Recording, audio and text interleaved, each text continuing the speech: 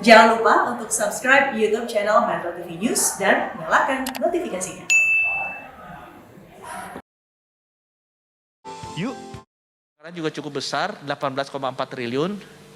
Kami melihat bahwa penyerapannya cukup baik, 45,7%, menyerap 3 juta pekerja, dan memang yang paling banyak dilakukan oleh Kementerian PUPR, dan kami mengamati bahwa Kementerian PUPR sudah terus melakukan banyak program-program padat karya yang bisa menyerap anggaran ini dan juga jumlah pekerjanya.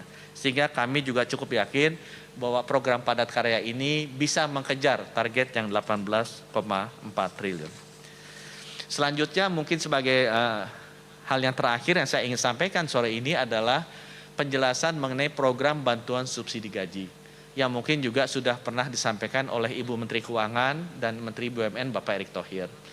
Program ini Bapak Ibu sesuai dengan arahan Bapak Presiden melihat bahwa banyak program yang tadi saya sampaikan diarahkan untuk 29 juta keluarga paling miskin atau sekitar 120 juta orang penduduk Indonesia yang paling miskin sudah diberikan bantuan baik dalam bentuk PKH, kartu sembako, bantuan langsung tunai desa, dan lain sebagainya.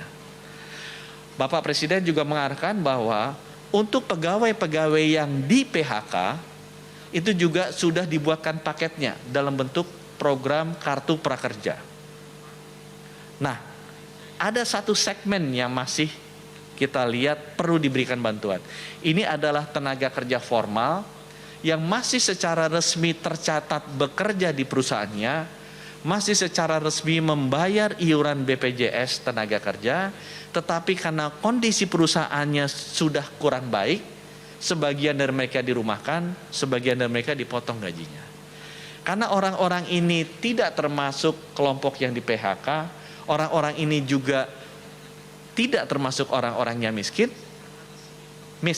kita masih melihat orang-orang ini masih belum dibantu. Oleh karena itu arahan dari Bapak Presiden, tolong dibuatkan program untuk membantu orang-orang di segmen ini. Dan orang-orang di segmen ini cukup banyak. Kita bekerja sama dengan BPJS TK, kita bisa membersihkan datanya, menyisir datanya, dan memang teridentifikasi bahwa pegawai formal, tenaga kerja formal, yang gajinya di bawah 5 juta, dan sebagian besar itu gaji antara 2 sampai 3 juta, itu jumlahnya ada 13,8 juta tenaga kerja. Dan pegawai ini di luar BUMN dan pegawai negeri, yang alhamdulillah sampai sekarang gajinya tidak dipotong. Ya, Bapak Presiden sangat memperhatikan, jadi tenaga kerja lain 13,8 juta formal yang either dirumahkan atau gaji dipotong. Dengan demikian kita akan memberikan rencananya 600.000 per bulan selama 4 bulan dan diberikan dalam 2 tahap. Tahap pertama akan dilakukan di kuartal ketiga, tahap kedua akan dilakukan di kuartal keempat. Bantuan ini akan diberikan langsung ke rekening tenaga kerja yang terdaftar di BPJS Ketenagakerjaan. Cash langsung ke rekening tenaga kerja yang terdaftar di BPJS Ketenagakerjaan.